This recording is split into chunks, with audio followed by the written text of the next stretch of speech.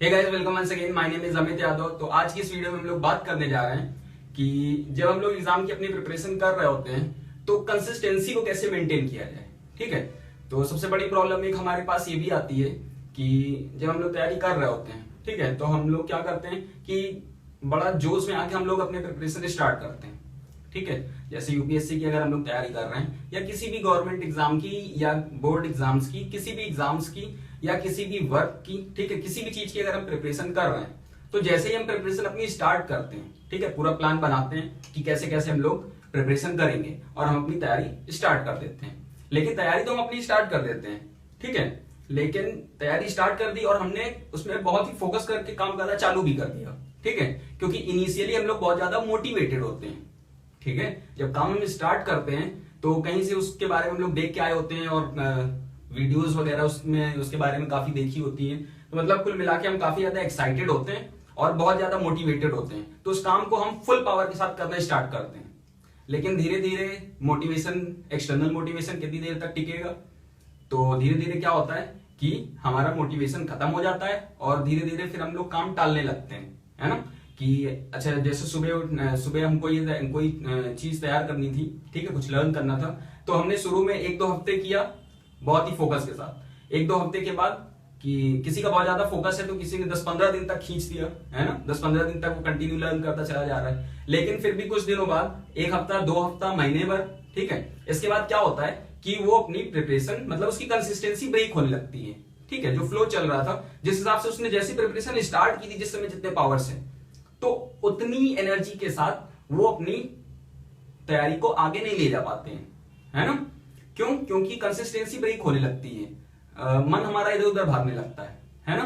तो ये जो सबसे बड़ी प्रॉब्लम है, तो इसके बारे में मैं आज आपको बताना चाहूंगा कि क्या होता है। फिर हमें क्या लगता है कि हम लोग मोटिवेशनल स्पीकर्स को बहुत फॉलो करते हैं, है ना, कि किसी ना किसी मोटिवेशनल स्पीकर को फॉलो करना हम लोग स्टार्ट कर देते हैं। और नाम नहीं लूंगा मैं किसी का, ठीक है, लेकिन बहुत सारे मोटिवेशनल स्पीकर्स हैं, तो उनमें से किसी की हम लोग क्या करते हैं कि ये मोटिवेशनल स्पीकर पर्टिकुलर किसी को कोई पसंद है, किसी को कोई पसंद है, तो उसको जो पसंद होता है उसकी वो वीडियोस देखता है, ठीक है, और वो मोटिवेटेड हो जाता है।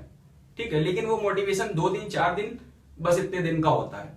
ठीक है, तो मेरे हिसाब से क्या है कि कंसिस्टेंसी मेंटेन करने के लिए मोटिवेशन बेकार की चीज है। ठीक है, मतलब मोटिवेशन जरूरी है लेकिन इंटरनल मोटिवेशन।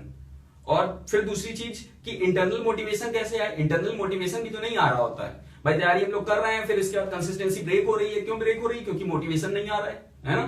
तो वो हम बाहर से लेने की कोशिश करते हैं, मतलब किसी मोटिवेशनल स्पीकर की बातों को सुनते हैं और वो बताता है तो फिर से एनर्जी आ जाती है और फिर से तैयारी स्टार्ट कर देते हैं, है ना। लेकिन वो फिर से बार बार ब्रेक हो जाता है। तो क्या होता है, पूरी प्रिपरेशन के दौरान हम तैयारी करना स्टार्ट करते हैं, मोटिवेशन आता है, मोटिवेशन जाता है और उसके बाद फिर से तैयारी वैसे ही डाउन हो जाती है ना।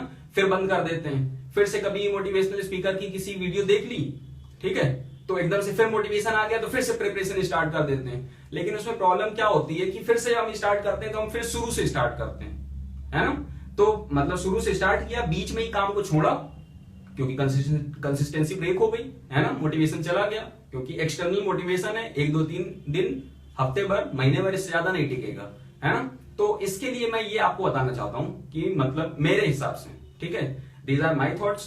तो मेरे हिसाब से क्या है कि मोटिवेशन की जगह अगर हम डिसिप्लिन्ड हो जाएं, है ना, कि जैसे अगर हम किसी भी एग्जाम की तैयारी कर रहे हैं तो मोटिवेशन के चक्कर में मत ना पड़े हम, ठीक है, कि किसी मोटिवेशनल स्पीकर को हम फॉलो कर रहे हैं, इसको फॉलो कर रहे हैं, इधर फॉलो कर रहे हैं, उधर फॉलो कर रहे हैं, फालतू की वीडियो देख रहे हैं। तो इससे अच्छा है कि हम अपना एक फिक्स्ड डिसिप्लिन रूटीन बनाएं। ठीक है, कि जैसे सुबह 4 घंटे में पढ़ना है, टाइम फिक्स कर लिया कि 7 से 11 अगर हमें पढ़ना है, 4 घंटे या 3 घंटे जो भी आपको बनाना हो, 2 घंटे, ठीक है, लेकिन वो रूटीन फिक्स होना चाहिए। ठीक है, मतलब डिसिप्लिन होना चाहिए। जैसे हम लोग स्कूल डेज में स्कूल जाते थे तो सुबह 10 बजे से 4 बजे तक का स्कूल होता था, तो 10 से 4 हमें स्कूल जाना होता था, तो जाना होता था, है ना। जैसे किसी भी कहीं पे भी अगर किसी दूसरे के लिए हम काम करते हैं, कोई वर्क कर रहे होते हैं, तो वहां पे टाइम फिक्स होता है कि 10 बजे से 6 बजे तक आपको वर्क करना है, तो वर्क करना है, आपको आना पड़ेगा, है ना। तो उसी तरह से हमें रूटीन बना के अपना जो रूटीन है, जिस चीज की हम तैयारी कर रहे हैं, डिसिप्लिन ज्यादा जरूरी है अकॉर्डिंग टू मी। मोटिवेशन से ज्यादा डिसिप्लिन की हमें जरूरत है।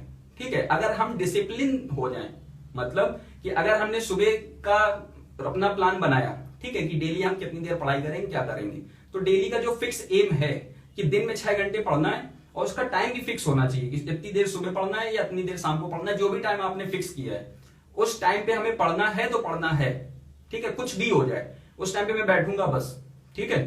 तो मेरे हिसाब से कंसिस्टेंसी मेंटेन करने के लिए मोटिवेशन की हमें जरूरत नहीं है, मोटिवेशन इंटरनल आता है, ठीक है, और अगर हम डिसिप्लिन्ड होंगे तो वो मोटिवेशन भी आ ही जाएगा, ठीक है। और अगर मोटिवेशन नहीं भी आ रहा है तो डिसिप्लिन इतना तगड़ा होना चाहिए कि कुछ भी हो जाए हमें उस समय पढ़ना है तो पढ़ना है, ठीक है।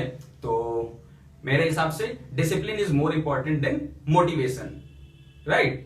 तो आज की वीडियो में इतना ही। Thank you very much for watching, have a nice day.